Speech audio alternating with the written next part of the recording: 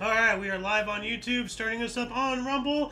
Good afternoon, welcome to Weird Weekly Recap AKA W.W.R. This show is a dive into the odd, obscure, bizarre, and other words for strange world of notable events, weather, and sports, aka news. I, of course, am Xander. We will be joined by the Golden Loon here shortly, and you, viewer, are you. Thank you so much for coming in and joining us. Today is, of course, Saturn's Day, aka Saturday, April 18th, 2026. Let's jump into the news, shall we? Starting us off in Oddity Central. China's humanoid robots are now as fast as Usain Bolt. And I actually heard from a video, I think last night, apparently Elon Musk has a robot or something that intentionally, they limited its speed so that way if it goes haywire, you can outrun it. So they already know what's going on. Right. Yeah. What we have here, I just read it here, but China's humanoid robots are now as fast as Usain Bolt.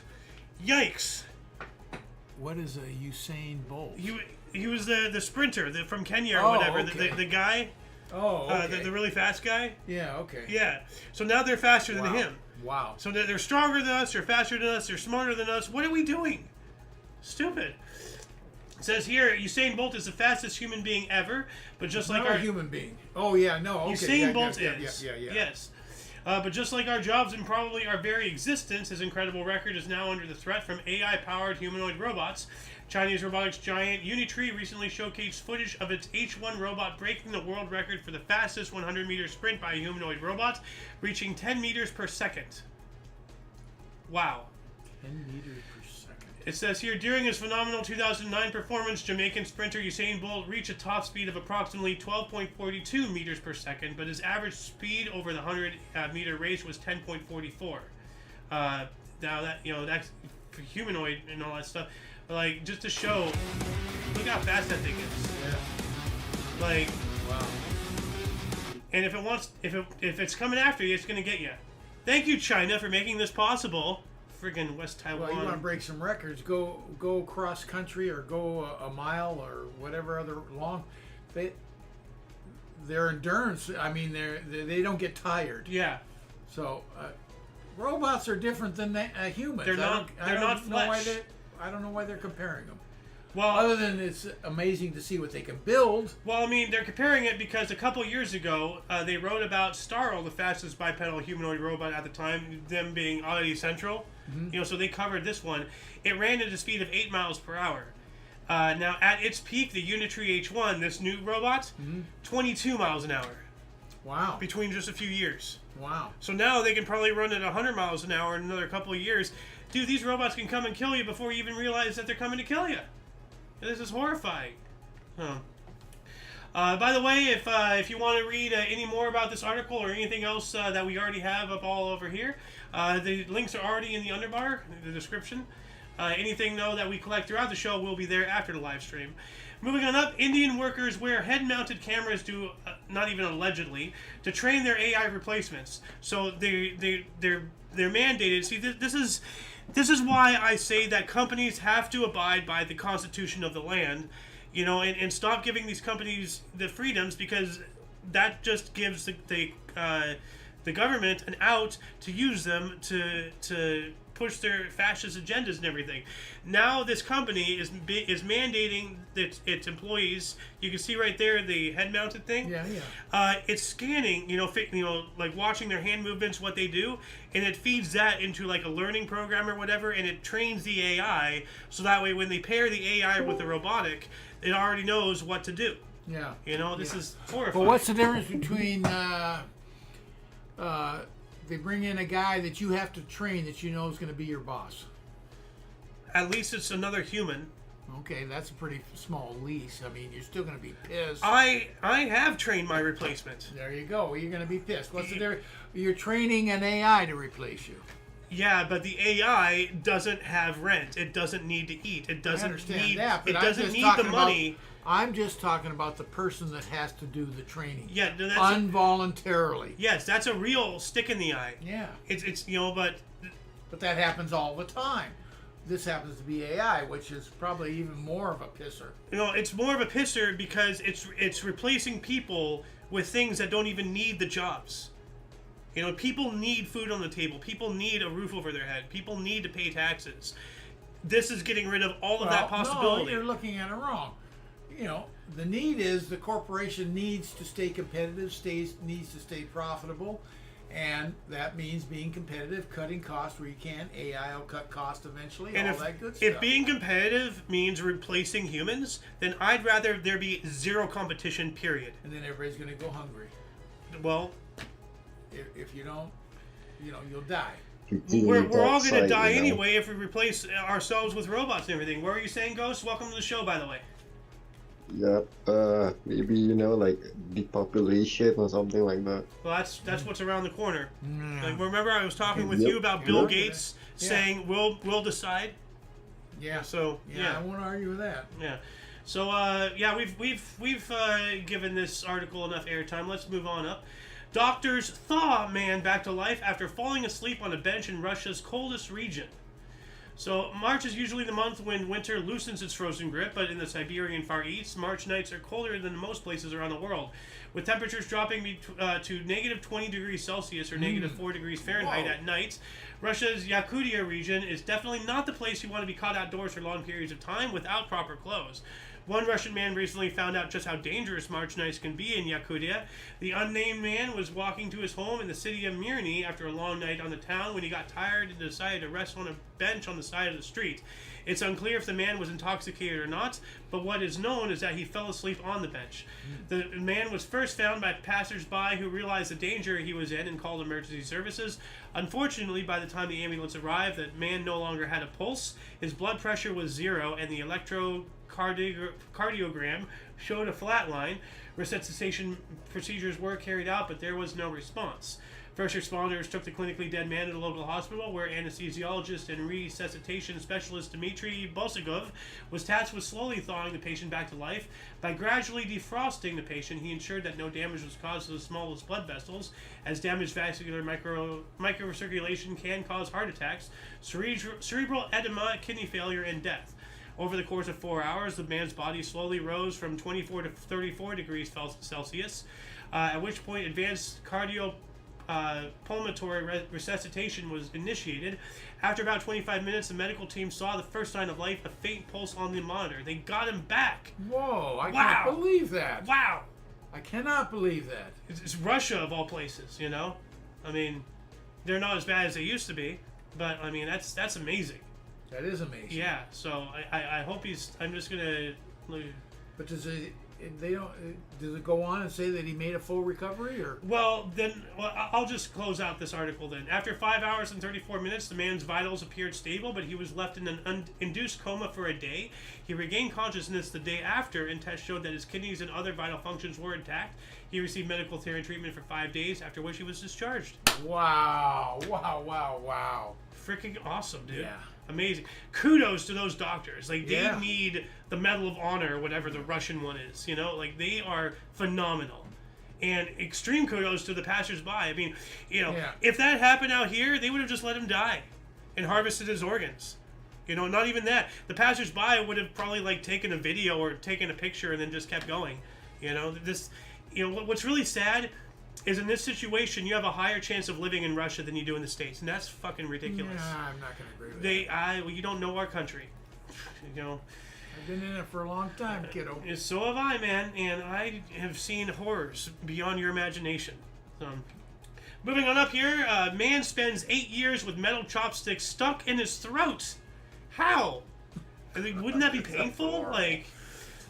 A man in Dalian, China, lived with a long metal chopstick stuck in his throat for 8 years before finally having it removed by doctors.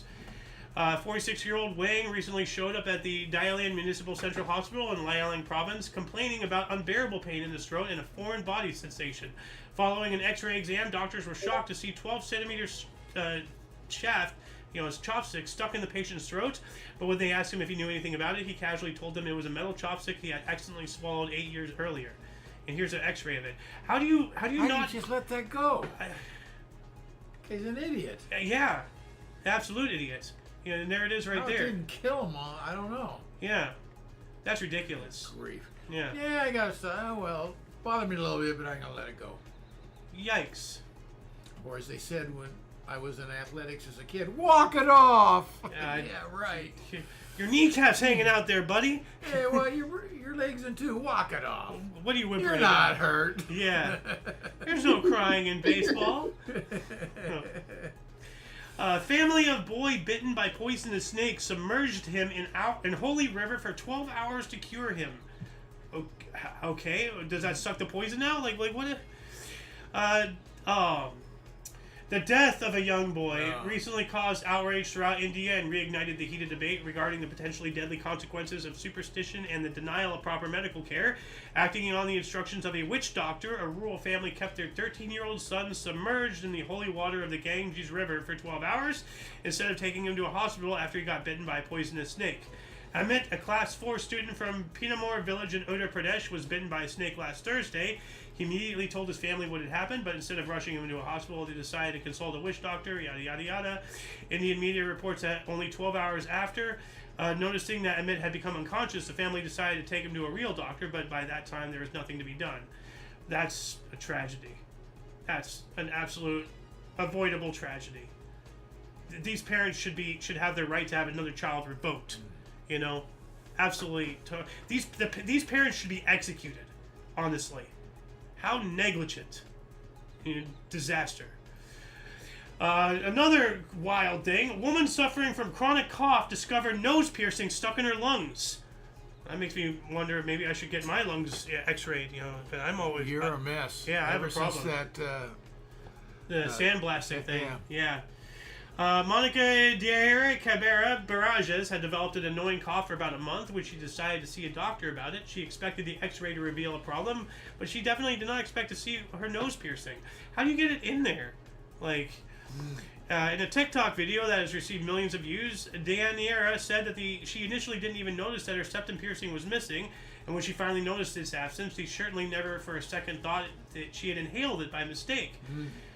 Quote, the only theory I have, which I told the pulmonologist, is that I fell asleep, a little ball fell out, and that was it, end quote. So, Jeez. Well, here's an idea. How about you, take your piercings off, you fucking pincushion, before you go to bed, or don't mutilate your body. What a thought! It costs no money to get to not get a tattoo, to not get a piercing. You don't damage your body. You know, you don't end up with a piercing in your lung. You save money. Am I the only one here who's not an idiot? You're just not cool. That's all there is to it. It ended up taking an hour and 20 minutes, and they still couldn't remove it because it was attached to her body. Wow, so it somehow, the pin must have hooked onto a fold in the lung or something. Yeah. So. Well, the earring's a sharp little point. Yeah. At the post. I mean. Yeah. So, wow. I hope she's doing okay, and I hope she stops with her frickin', liberal piercings. What else do we got here? Company develops drug that allegedly slows biological aging in dogs. I heard about this. This is horrifying. Companies around the world have been investing billions in anti-aging solutions in the hopes of coming up with a scientific or technological equivalent to the mythical fountain of youth. However, they've all faced the same hurdle: regulatory approval. Human trials would literally take decades, and few companies are willing to invest significant amounts of money for such a distant potential payout. The risks are simply too great. The regulatory approval process for veterinary products is another matter entirely. This week, biotech company IOYO announced that its anti-aging drugs for dogs has cleared a significant regulatory hurdle, making it the first potentially longevity treatment approved for any species. Yeah, but is a dog healthy? What are the side effects? Yeah. And eventually they will bring this into humans, and that's very concerning. Moving on up, Chinese company sets new world record with over 22,000 drones flying at the same time. Look at that. That's a drone show. Wow. That's a drone show. Whoa. Look, each individual light is a drone. Whoa. 22,000 drones there. Hold on a second. Let's see if I can find an actual, So, I've seen these videos of drone shows. 22... Chinese drone show, 22,000. Some of these drone shows are just ridiculous. Let me play this really quick. Witness one That'd of be them. something to see. That's all drones. Let me come on, load up. Look at all that. Come on, show us the drone show. Let's go. I don't want. Jeez. And they're spelling out something in Chinese over there, but that's all 22,000 drones. Like, yeah, I'm gonna try to zoom to fast forward here to look at the tiger. Whoa. That's just. Can you imagine seeing that up in the air? Yeah. Look at that. Oh yeah. And they're drones, so they can move it around, in 3D space, like you're looking at like a model in a computer program, but it's life and it's not a hologram. Each individual drones. Whoa. That's amazing. I wanna showcase. That is amazing. I want to showcase this dragon. Yeah. It's freaking awesome. I saw a drone show about Star Wars a while ago. I wanted to show you. It's really cool. So that that basically covers it for the drone show there. Moving on up, what else do we got? Company charges people $1.99 per minute to talk to AI-powered Jesus avatar. Wow. This greed and this capitalism crap is just getting way too much. Company CEO Chris Breed said the company's Jesus AI model was trained on the King James Bible as well as sermons from various preachers, whatever they decide to put in. He also clarified that the AI chatbot is not intended to replace faith, clergy, scripture, or personal beliefs for now, but only offers a compassionate presence to help you navigate your real-life challenges with positivity and clarity. Go to a church. Talk to a preacher. Don't talk to an AI. AI is the devil. You're literally talking to the Antichrist pretending to be Jesus now. Like the mark of the beast. Hello. Like I'm not trying to push Christian shit, but like, come on, dude. This is ridiculous. Well, I don't care if you go to a church, go to a priest, go to a chaplain. You're talking with humans. Or AI. You're still relying on their interpretation, on their beliefs. Well, the problem is, are they going to align with yours? With the AI, their interpretation is more politically motivated because all that stuff is political. There's some pretty political holy men out there too. And women. Yeah, but this should not be a thing. This is absolutely abhorrent. Well, if you're the idiot spending $1.99 per minute, go for it or shame on you. Well, that's the problem. A lot of people are idiots. I don't even want to cover that story anymore. Meanwhile, moving on up to UPI, 3 sentenced for fake bear attack insurance scam. We covered this a while ago. This, I think, happened in California. Some guy, that's what his costume, he dressed up in that, and he was like in like a BMW or something, and with those claws, he tore up and everything. He's trying to do an insurance scam. I'd be like, oh, a bear destroyed my car or whatever. I want a new car or something. And then the actual video of it, it's so obvious that it's not a bear. So, Alifit Zuckerman, Ruben Tamerezin, and Vahi Muradkanian all pleaded no contest on Thursday to felony insurance fraud and were sentenced to 180 days in jail, while a 4th person involved in the scheme, Ararat Shikirkan, has a preliminary hearing scheduled for September. The 4 were caught because they submitted a video of 3 fake attacks on cars to 3 different companies, but one group of investors noticed the bear in a Rolls Royce moved in ways more similar to a human, the LA Times and The Guardian reported. So, like, the actual video, like, it's so obvious. Like, it's not a bear, you know? So, Rolls Royce, what bugs me in its legality? Who the hell gets to plead no contest? You plead guilty or innocent? Which is it? Now you got this little out. So you won't admit it, but you're saying go ahead and... Well, isn't no contest like admission of guilt, which isn't another way? To me it is. I don't know what the legal term is. You're not admitting you're guilty, but you're accepting whatever they sentence you with. That sounds like an admission of guilt to me. Yeah. It's weird. Oh. What else do we got? Chinese car company patents voice-activated in-vehicle toilet. What? Voice-activated in-vehicle toilet. I'm just going to play. This could be another burning toilet. Eventually. But this is in an actual car. Now you can have a voice-activated toilet in your car. See? Right there. That's in like a minivan. I mean, I guess this is good for when you're between rest stops and suddenly you gotta go. So that way you don't shit out the window. Like, like... I don't get it at all. Freaking China, dude. Like, why? It's ridiculous. On the go. Sorry, what? On the go. Yeah, definitely go on the go. Go on the go. There you go, Yeah. Going and gone. Yeah. Although, I wonder, like, Like, do you? Is there like an attached septic tank, or does it just fall through? Like, is there just a hole? A septic tank. Well, I mean, where does it go? There's gonna be on the floor, on the road. On the road, yeah. Yeah, well, that's the guy following his problem. Just hope it's not liquid and leaves a mist. You know? No. Liquid, trust me, is better. You don't want those solids. I'd rather have because the solid has weight and it'll stay on the ground until you throw it up into your car. Well, I don't even want to start thinking of the physics of this. I'm going to move up. Welfare check found Ohio woman 91 safe and playing video games. I heard about this. This lady, basically, she was part of this program where once a day, they call and make sure, because she's 91 years old, this is your welfare check, are you alive, yada yada. After like a couple of days, she never answered and everything, so friends and family were getting concerned, and they actually got the police to go investigate, and apparently she had been sucked into the game so much she never heard the phone ring. She got wow, can hook it in at all ages. Yeah, I mean, I've seen there's this one old lady got famous for playing Grand Theft Auto or something during the pandemic and all that stuff. Like she became a TikTok sensation for a little while. God. So, but yeah, pretty cool. Let's just look at this 5 at 11. here. I'm Rob Powers. An amazing ending to a scary situation in Westlake yesterday. Police and the family of a 91-year-old woman unable to get a hold of her.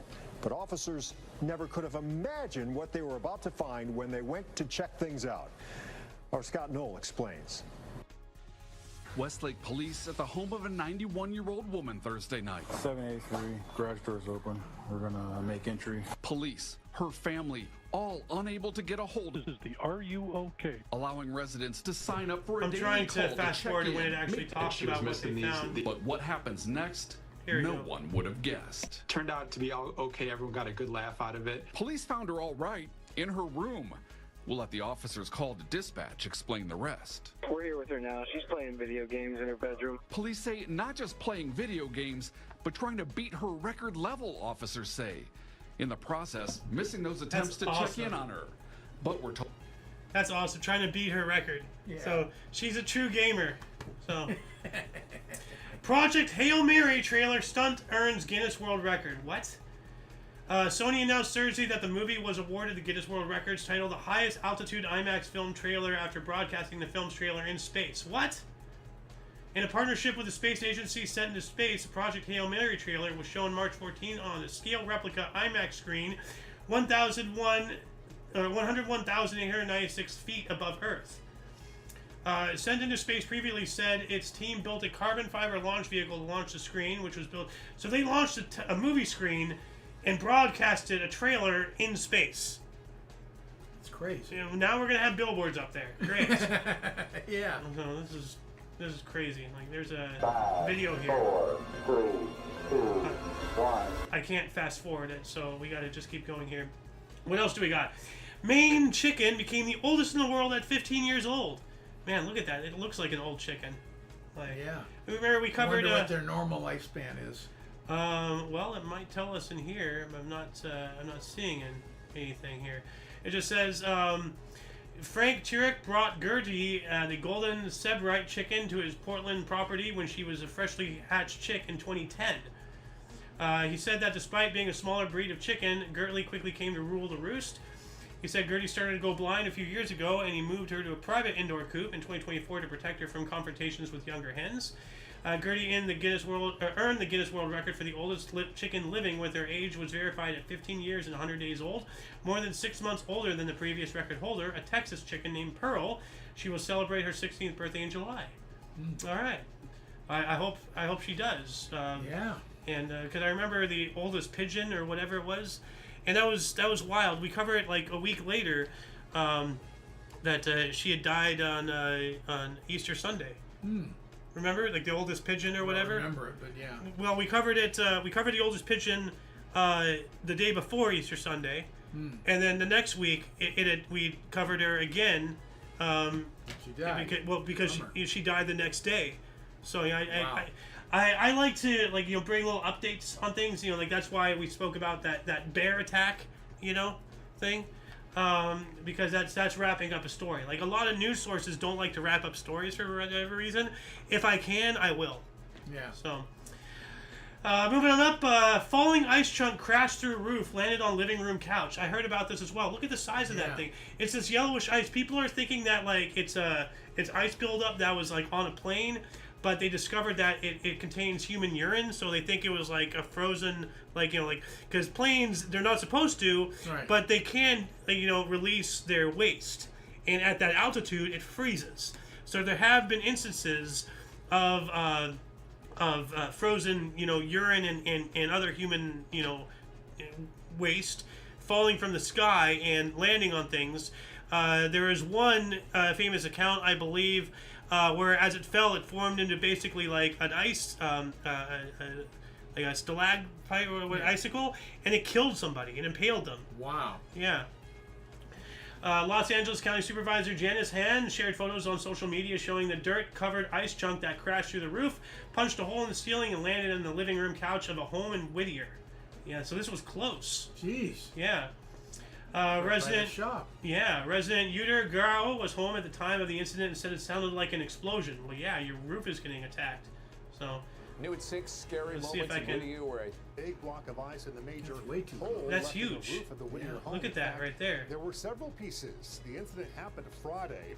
Luckily, no one Yeah. hurt as the block of ice landed on the couch. The man rented I'm not the sure if place. they've figured out where it came from. We went to the I home have a today. feeling it has something to do with See an now that airplane. The gaping hole So, yeah, that's what it sounds like.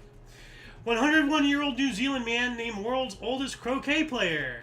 All right. The record-keeping organization said Neville Sainford was 101 years old and 262 days when he participated in an 80-plus golf croquet tournament in Paramu, Wellington in August 2025. His participation in the event earned him the Guinness World Record for the oldest competitive croquet player, male. Sainford, who has 3 children, 8 grandchildren, and 7 great-grandchildren, said he took up croquet at the age of 79 at the urging of his wife, Joan. Huh. Okay. So that's pretty cool. Yeah. What else do we got here? Australian man became world's oldest grandfather. What? An Australian man was certified by Guinness World Records as the oldest first-time grandfather at the age of 91. Oh, so this is when he got his first grandchild. All right. Smith, who was 55 when Ashley was born, said he and Isla formed a fast bond.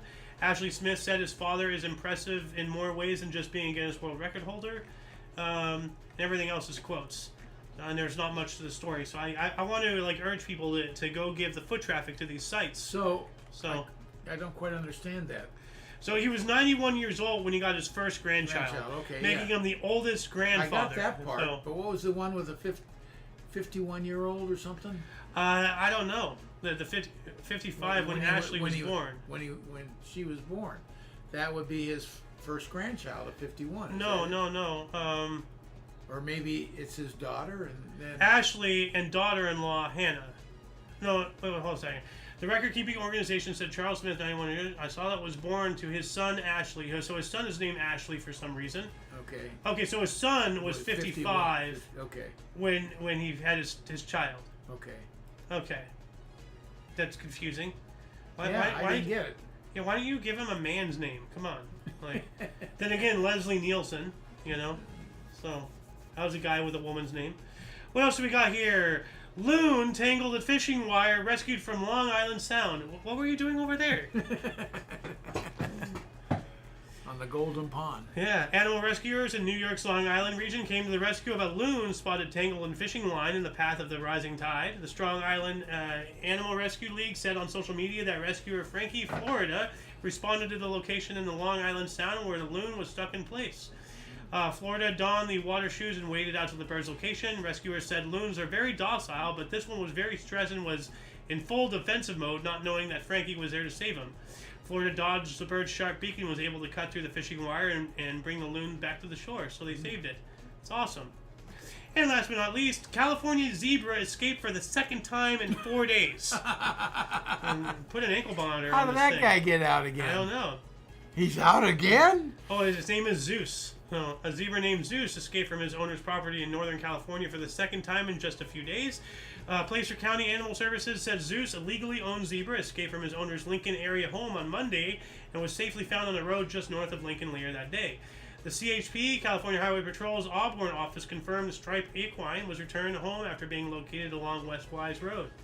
All right, that's maybe like put it in a higher paddock or something, ankle monitor, something. I don't know. But that shall conclude the show. We hit 30 minutes right on the dot. Please check the underwriter description below for any links that you may find interesting, including on the limited to all things Omni Coalition. For your dose of different, odd, and unusual news, aka notable events, weather, and sports, we stream every Saturn's Day at 3 p.m. Pacific Time, 4 Mountain, 5 Central, 6 p.m. Eastern Standard Time, respectively. We do have other shows. We have a history show in an hour and a half from now, and we also have IOYO the first Sunday of every month, and all that stuff. No. IOYO? It's not the first Sunday. No, but I'm talking about the other shows that we do. Okay, yes, no, I'm sorry. Otherwise, we would have done. Well, that would be tomorrow, but no, tomorrow's Sunday. Yeah, no, I'm just talking about the other shows and everything. Yes, I got you now. So, my bad. Which, by the way, I want to talk with you because I have been getting interest in the meme show thing I talked with you about. No. Reacting, reviewing to videos and memes and everything. So I want to talk with you, maybe over coffee tomorrow, and try to get that show started. But we're gonna have to see, when we're gonna do it, and all that stuff. So, but anyway, for all of you and all of us, I'm A.O. Xander. Golden Loon. And UVRU, thank you so much for coming in and watching us. And shout out to Ghost if he wants to say his name, to say he was here. Right, take care, guys. Thanks for inviting. Yeah, thanks for joining us, man. Catch you guys later. All right, catch you later, man. And until you guys catch us next time, whenever that is, wherever that is, don't forget to look right and left at every intersection, rate 5 thumbs, and subscribe. Toodles! All right.